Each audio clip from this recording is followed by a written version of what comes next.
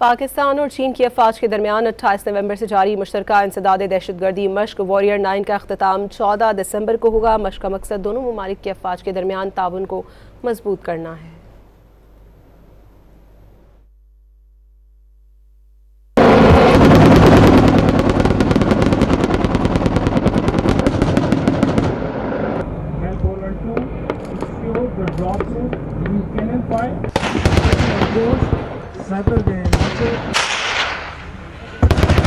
Respected audience, now you can witness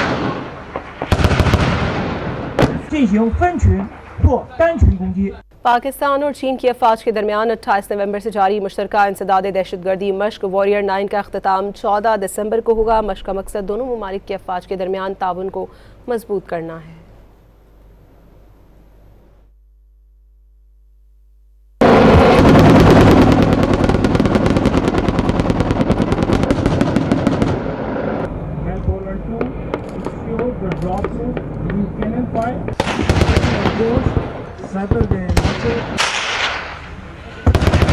Respected audience, now you can witness